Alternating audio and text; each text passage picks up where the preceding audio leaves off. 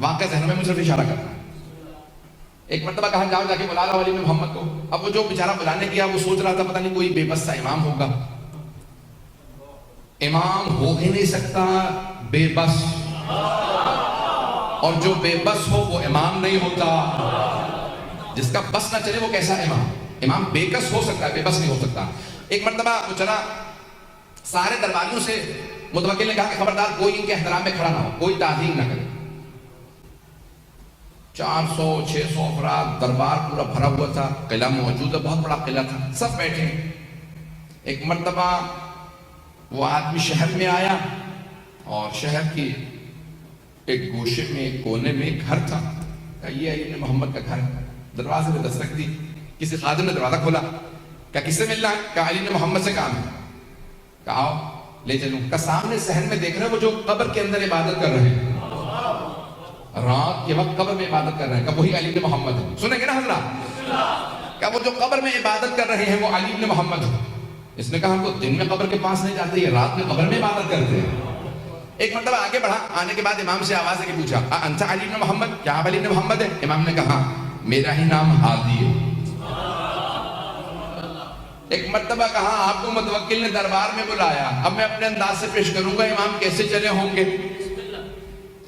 اس نے ایک مرتبہ امام سے کہا آئیے میرے ساتھ چلیں. امام نے فوراً قبر سے قدم باہر نکالا.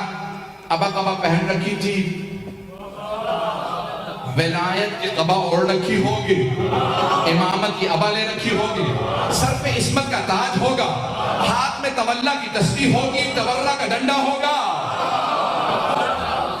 اب امام علیہ السلام چلنے لگے. اس نے کہا میں آپ کو راستہ دکھاؤں؟ امام نے کہا ہادی تیرا نام ہے یا میرا نام؟ جیسے ایک مرتبہ امام علیہ السلام نے کہا نا ہادی تیرا نام ہے، اس نے کہا ہادی تو آپ ہیں. امام نے کہا پھر میں راستہ جانتا ہوں. پتہ نہیں لوگ ہیں یا نہیں.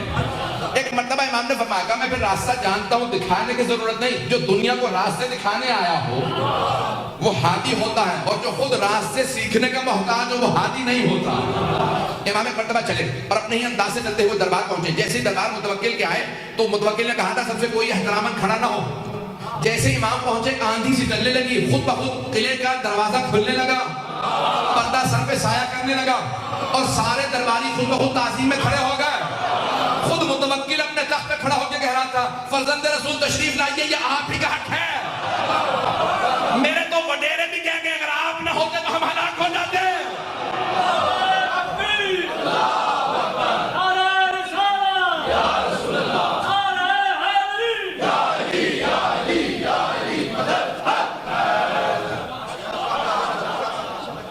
ایک مرتبہ امام علیہ السلام چلے اور جیسے ہی دربار میں داخل ہوئے سارا دربار امام کی تعظیم میں کھڑا ہو گیا. متوکل نے کہا فرزند رسول تشریف لائیے. امام نے کہا ہمیں تیرے تخت سے ظلم کی بو آتی ہے، ہم تخت پہ نہیں بیٹھتے. امام کے لیے ایک مرتبہ مسند بچھائی گئی اور ایک سامنے میز نما شیشے کو رکھا اور کہا امام کے لیے کھانا لگا دیا جائے. یہ اس نے جیسے کھانا رکھا فوراً اپنے جادوگر کو آنکھوں سے اشارہ کیا کہ اپنا جادو دکھا. واقعہ ذہنوں میں ہوگا اگر لوگ ہیں یا نہیں ہیں.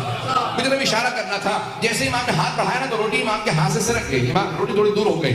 امام نے کہا جو بھی ہے باز آ جائے. عظمت امام علیہ السلام دیکھیے، نام نہیں لیتے، یہ نہیں کہتے میں جانتا ہوں جادوگر. امام نے کہا جو بھی ہے باز آ جائے. پھر امام نے دوسری مرتبہ ہاتھ بڑھایا، پھر ایک مرتبہ روٹی سے رکھ گئی. امام نے ایک مرتبہ کہا کیا ان درباروں میں شرفاء کی زبان نہیں سمجھتے لوگ؟ تیسری مرتبہ امام نے روٹی کی طرف ہاتھ بڑھایا، ابھی پھر بھی وہ باز نہیں آیا. سارا دربار دیکھ رہا تھا جادوگر اب کیا کرتا ہے. جیسے ہی امام نے ہاتھ بڑھایا، جیسے ہی تیسری مرتبہ روٹی ہاتھ سے سرکی، اس دیوار کے اوپر غالیچہ تھا، غالیچے پہ ایک شیر کی تصویر بنی تھی. لیکن جادوگر کو جواب دینا تھا. پتہ نہیں لوگ پہنچ رہے نہیں پہنچ رہے. جادوگر کو جواب دینا مقصود تھا. اسے بتانا تھا تو جادوگر ہے، ہم صاحب اعجاز ہیں. امام نے ایک مرتبہ وہ جو دیوار کے اوپر غالیچہ تھا، غالیچے کو دیکھا جس پہ اسد کی، شیر کی تصویر بنی تھی. عربی زبان میں شیر کو اسد کہتے ہیں. امام نے شیر کو دیکھ کے عربی میں کہا ایھا الاسد، او شیر تو دیکھ رہا تیرے ایمان کی توہین ہو رہی ہے. ایک مرتبہ سارا بندہ پریشان ہونے لگا. لگ یہ رہا تھا کہ غالیچے پہ جو شیر کیا عکس بنا ہے وہ عکس نہیں رہا، شیر بن رہا ہے. وہ شیر بن کے آگے بڑھا. نہ اس نے امام سے پوچھا کہ کسے کھاؤں. ایک مرتبہ جادوگر کی طرف بڑھا، اسے بغیر خون کا قطرہ گرائے پورا نکل گیا. اور پورا نکلنے کے بعد سامنے آگے کھڑا ہوا اور ایک مرتبہ فصیح عربی زبان میں کہا فرزند رسول اگر آپ اجازت دے متوکل کو کھا لو. متوکل نے ہاتھوں کو باندھا کہا فرزند رسول اس سے کہیے واپس چلا جا. یہ دوبارہ عکس بن جائے. امام نے اشارہ کیا واپس چلا جا. کہا وہ میرا جادوگر تو واپس کر دے. وہ بہت قیمتی تھا. میں ہندوستان سے ہند سے لایا تھا. عربی میں ہندوستان کو ہند کہتے ہیں. کہ میں ہند سے لایا تھا. وہ معمولی نہیں تھا. اس شعر سے کہیں میرا ساحر میرا جادوگر واپس کر دے. ساحر عربی میں کہتے ہیں جادوگر کو. امام نے کہا جب جناب موسیٰ کا عصا اژدہا بنا تھا اس نے فرعون کے جادوگروں کی رسیوں کو کھا لیا تھا. لیکن جب جناب موسیٰ نے اٹھایا تو دوبارہ عصا بن گیا. جب عصا بنا تو اس نے جادوگروں کی رسیوں کو اگلا نہیں تھا. اگر جناب موسیٰ کا عصا واپس کر دیتا تو یہ بھی واپس کر دیتا.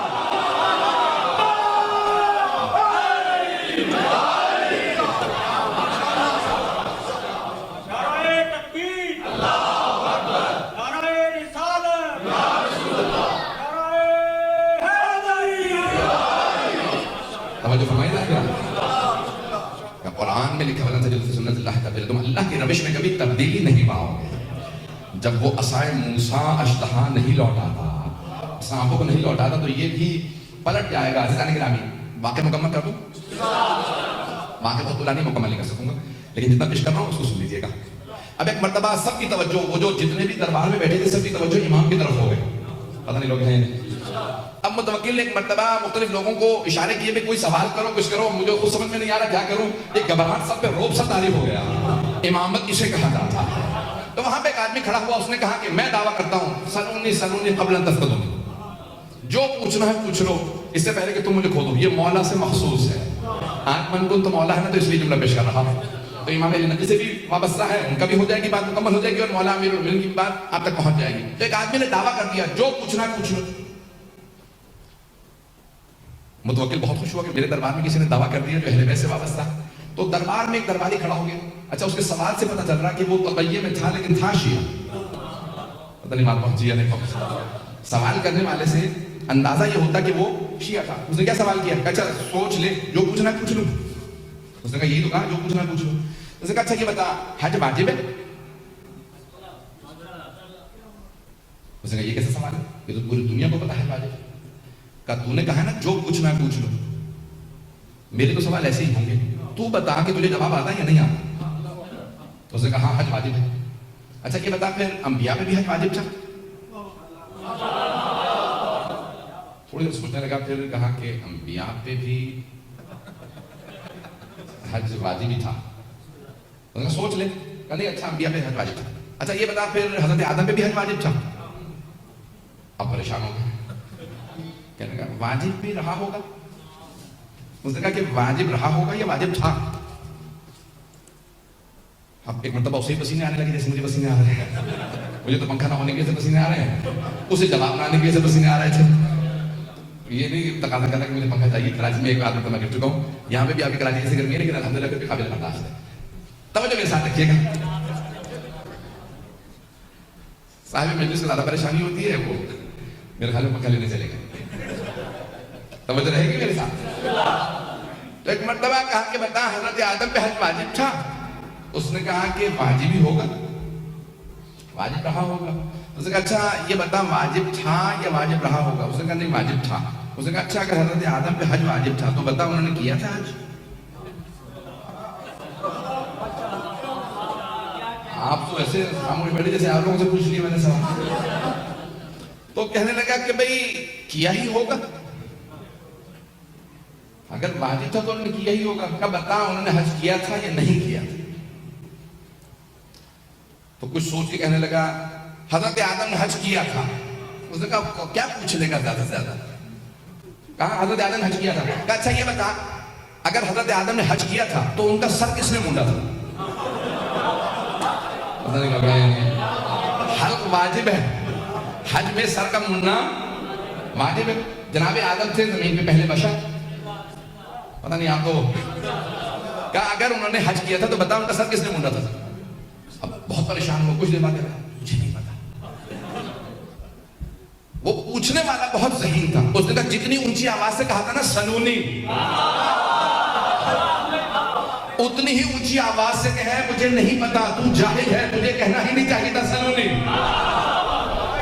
سارے درباری امام علی نقی کو دیکھنے لگے۔ جب سب نے امام علی نقی علیہ السلام کو دیکھا، متوکل چہرے پڑ رہا تھا، اس نے بھی امام کی طرف رخ کیا، کہا فرزند رسول کیا آپ جانتے ہیں؟ مولا نے کہا ہاں میں جانتا ہوں۔ کہا بتائیے پھر جناب آدم نے حج کیا؟ امام نے کہا ہاں۔ کہا بتائیے سب سے پہلے جناب آدم ہی نے کعبہ بنایا تھا۔ اب یہ بہار میں بڑا تفصیلی واقعہ موجود ہے، وقت نہیں ہے۔ امام نے کہا حضرت آدم نے سب سے پہلے کعبہ بنایا، اور اللہ نے کہا آدم آپ کی نسل میں ہاجرہ آئے گی، صفا مروا کے درمیان چلے گی۔ یہاں پہ سعی ہے، اس کے بعد حلق ہے۔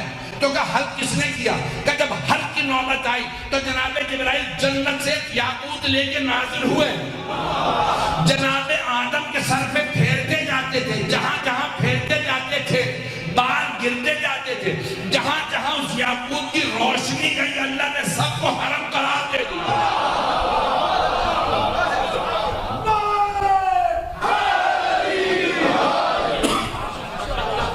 امام نے اس سب کو حرم قرار دیا۔ ایک مرتبہ متوکل نے کہا فرزند رسول آپ کہیے سلون۔ امام نے کہا کیونکہ میرے جد علی ابن ابی طالب نے کہا تھا اس لیے میں نہیں کہا، لیکن میں ان کے علم کا وارث ہوں، جو پوچھنا ہو پوچھ لو۔ اللہ نے گرامی وہاں پہ سوال ہوئے، بس میں نے کہا وقت نہیں ہے، میں انشاءاللہ اگلے مرحلے میں جا رہا ہوں۔ تو ایک مرتبہ کسی نے سوال کیا بتائیے فرزند رسول یہ فجر کی نماز واجب کیوں ہے؟ فجر کی نماز واجب کیوں ہے؟ کہ جب اللہ نے جناب آدم کو زمین پہ بھیجا تو رات کا وقت تھا، ایک تو جنت کی جدائی، دوسرے اللہ کی ناراضگی، تیسرے جس جگہ پہ آئے وہاں تاریکی ہی تاریکی، تو جناب آدم پوری رات روتے رہے۔ اچانک جیسے ہی صبح صادق ہوئی زمین کی مشرقی طرف ایک مرتبہ ایک لکیر سے کھینچی جسے صبح صادق کہتے ہیں، تو جناب آدم سمجھ گئے یہاں پہ روشنی آئے گی۔ اس روشنی کو دیکھتے ہی صبح صادق کے وقت جناب آدم نے 2 رکعت نماز شکرانہ پڑھی، پروردگارہ تیرا شکر ہے یہاں روشنی آئے گی۔ اللہ نے کہا آدم تیری پوری نسل میں یہ تیری 2 رکعت نماز میں نے واجب قرار دی۔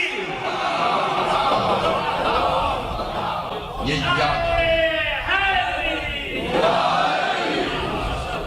یادگار جناب آدم ہے، یہ جناب آدم کی یادگار ہے کہ 2 رکعت، بس اسی طرح سے ظہر اثر مغرب عشاء سب پوچھا، سارے سوالات کرتے رہے، یہاں تک ایک مرتبہ ایک چور کو لے کے آئے، اور اس چور سے ایک مرتبہ امام متوکل خود پوچھا کہ واقعی تو چور ہے؟ اس نے کہا کہ جانتا ہے چوری کی سزا کیا ہے؟ کہا ہاتھ کاٹا جائے گا۔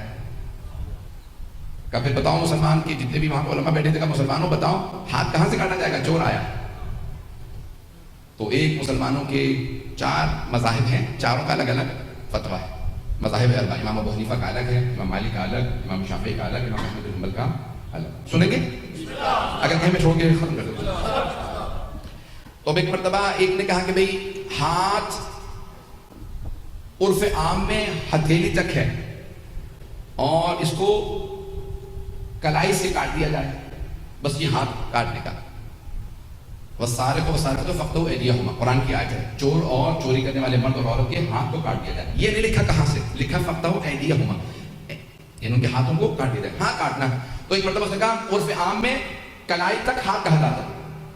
تو دوسرے سے پوچھا بھی آپ کا فتویٰ کیا ہے، آپ کے مذہب کا؟ انہوں نے کہا نہیں، اللہ نے کہا فَاغْسِلُوا وُجُوهَكُمْ وَأَيْدِيَكُمْ إِلَى الْمَرَافِقِ، اپنے ہاتھوں کو کونیوں تک، یا کونیوں سمیت ہو، ہم کہتے ہیں سمیت، تو کہتے ہیں تک، تو کہا کوہنی سے کاٹا جائے، کیونکہ اللہ نے جب ہاتھ کہا ہے تو کوہنی تک کہا۔ توجہ ہے یا نہیں؟ ایک نے کہا کلائی تک، دوسرے نے کہا نہیں، اللہ نے قرآن میں کہا ہے ہاتھ اور کوہنی مراد دی ہے تو کوہنی سے کاٹ دیا جائے۔ تیسرے سے پوچھا آپ کا، اس نے کہا میں احتیاط کرتا ہوں دونوں کے بیچ سے کاٹ دیا جائے۔ پتہ نہیں حضرات ہیں یا نہیں ہے؟ اس نے کہا میں کہتا ہوں بیچ سے کاٹ دیا جائے، یہ کہتا ہے کلائی سے، وہ کہتا ہے کوہنی سے، میں کہتا ہوں بیچ سے کاٹ دیا۔ چوتھے سے پوچھا، اس نے کہا نہیں یہ پورا کا پورا ہاتھ ہے تو بازو۔ اب چور اس دوران جو ہے بیچارہ بلڈ پریشر کا ہائی ہو رہا تھا، کہاں سے میرا ہاتھ کٹنے والا ہے۔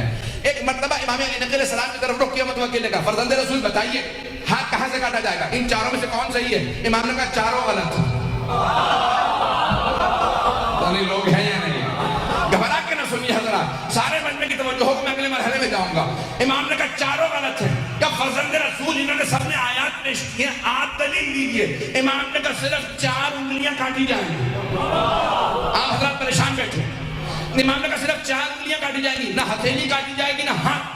کہ فرزند رسول آیات انہوں نے بھی پیش کی، کوئی آپ کے پاس کی دلیل ہے؟ امام نے کہا قرآن میں آیت ہے۔ ان المساجد للہ جمیعا، کہ تمام کی تمام سجدگاہیں اللہ کے لیے ہیں۔ پیغمبر نے فرمایا 7 مقامات کا سجدے کے دوران زمین پہ رکھنا واجب ہے۔